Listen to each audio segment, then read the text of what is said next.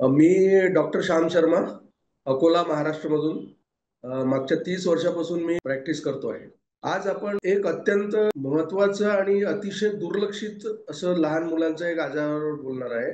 त्याला आपण GERD म्हणतो. GERD म्हणजे gastro oesophageal reflux disease. Gastro oesophageal reflex disease हे काय आहे, हे याची फिजिओलॉजी, पॅथॉलॉजी मी थोडक्यात तुम्हाला सांगतो आणि नंतर त्याचे लक्षणं आणि त्याच्यावर आपण काय करू शकतो हे बोलतो. गॅस्ट्रो इसोफेजियल रिफ्लक्स डिसीज म्हणजे जे काही आपण खातो ते पोटामध्ये गेल्याच्या नंतर आपली अन्ननलिका, ज्याला आपण फूड पाईप म्हणतो किंवा इसोफेगस म्हणतो, ते पोटामधून वर त्या फूड पाईप मध्ये जे अन्न येते त्याला गॅस्ट्रो इसोफेजियल रिफ्लक्स म्हणतात. आणि रिपीटेडली जर हा आजार होत असेल, आठवड्यातून दोनदा तीनदा, तर त्याला गॅस्ट्रो इसोफेजियल रिफ्लक्स डिसीज म्हणतो. हा आजार तसा मोठ्या माणसांमध्ये असणारा आजार मानला जातो, पण माझ्या 30 वर्षाच्या प्रॅक्टिसमध्ये मी लहान मुलांमध्ये हा आजार खूप पाहिलेला आहे. आणि पण त्याच्यावर पालकही आणि डॉक्टरही खूप दुर्लक्ष करतात. आता या आजारामध्ये काय असते की आपण जेव्हा काही खातो आणि ते पोटामध्ये गेल्यानंतर आपल्या अन्ननलिकेच्या खालच्या भागाला एक लोअर इसोफेजियल स्पिंक्टर नावाचं असं एक टिश्यूची गादी असते, जी पोटातल्या अन्नाला आणि ऍसिडला वर अन्ननलिकेमध्ये येऊ देत नाही. पण या GERD या आजाराच्या रुग्णांमध्ये हेच खाल्लेलं अन्न आणि ऍसिड हे छातीमध्ये आपल्या येते. याला म्हणतो आपण GERD, gastro oesophageal reflux disease.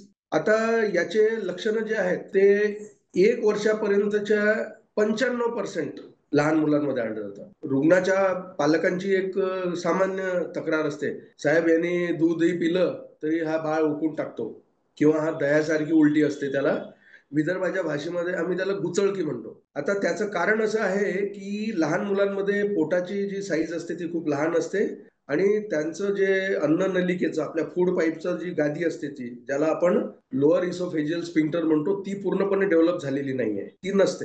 तर याच्यामध्ये त्या बाळाने जर भरपूर प्रमाणामध्ये दूध घेतलं आईचं आणि त्याला लगेच त्याच्या आईने आडवं झोपायला टाकलं, तर ते खूप वेळा ते दूध जे आहे ते आपल्या अन्ननलिकेत येते वरमध्ये, ज्याला आपण फूड पाईप म्हणतो, आणि त्याच्यानंतर ते दह्यासारखी उलटी करतात लहान मुलं. ते तक्रार घेऊन येते.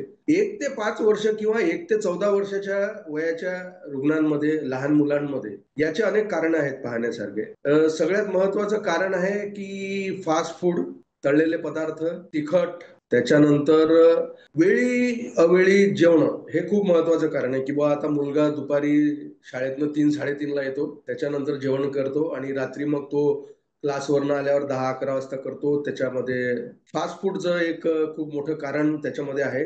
आणि मैद्याचे जितके पदार्थ आहेत, म्हणजे आपण ज्याला मॅगी, ब्रेड, पाव, हे एक त्याचं खूप मोठं कारण आहे. 1 वर्षाच्या मुलांचे जे आजार आहेत, हा 1 वर्षाच्या नंतर हा फक्त 5% मुलांमध्ये आढळतो. आणि त्याचे मी कारण सांगितलंय तुम्हाला.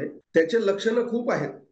सगळ्यात मोठं लक्षण त्याचं आहे की त्या पेशंटला छातीमध्ये सतत जळजळ होणे, पोट भरल्यासारखं वाटणं, त्या पेशंटचं वजन कमी होते या आजारामध्ये खूप मुलांचं. आणि ते पालकांची ती एक तक्रार असते की साहेब हा आमचं बाळ काही जेवतच नाही, काही खातच नाही, थोडंसं खाल्लं तरी म्हणते की उठून जातो ताटावरून. छातीमध्ये भरल्या भरल्यासारखं वाटणं, छातीमध्ये दुखल्यासारखं वाटणं, आपलं पोटाचा जो वरचा भाग आहे ज्याला आपण इपिगॅस्ट्रियम म्हणतो, ते एकदम टाईट होऊन जाणं, हे मोठ्या माणसासारखेच लक्षणं लहान मुलांमध्ये असतात, पण आपण त्याच्याकडे दुर्लक्ष करतो. आणखीन या आजारामुळे वारंवार लहान मुलांमध्ये कफ होण्याचं प्रमाण पण आम्ही पाहिलेलं आहे. काही मुलांमध्ये दम्यासारखे लक्षणं, श्वास लागण्याचा पण याच्यामध्ये प्रॉब्लेम येतो. पण खूप लोक याच्याकडे दुर्लक्ष करतात की अरे जाऊ दे, यांनी काही खाल्लं असेल, काल यांनी मॅगीच खाल्ली होती, काल यांनी लोणचंच खाल्लं होतं, यांनी सॉस खाल्ला होता. असा हा GERD नावाचा आजार जो आहे तो लहान मुलांमध्ये खूप कॉमन प्रमाणामध्ये आहे, पण त्याच्याकडे डॉक्टरही दुर्लक्ष करतात आणि पालकही दुर्लक्ष करतात. आता हे झाले सगळे. आता याला आपण थांबवायचं जर काही असेल, याची ट्रीटमेंट काय आहे, तर याची जी 90% ट्रीटमेंट आहे ही लहान मुलांमध्ये त्यांनी स्वतः कमी करता येईल किंवा त्यांच्या पालकांच्या हातात. आता याच्यामध्ये सगळ्यात आधी म्हणजे हे तळलेले पदार्थ, आंबट, तिखट, मसालेदार, त्याच्यानंतर मैद्याचे पदार्थ टाळणे, वेळेवर जेवणे, ताणतणाव जो असतो मुलांमध्ये आजकाल, हे जेन झी जनरेशन जी आहे, या जेन झी मध्ये कॉम्पिटिशन खूप आहे.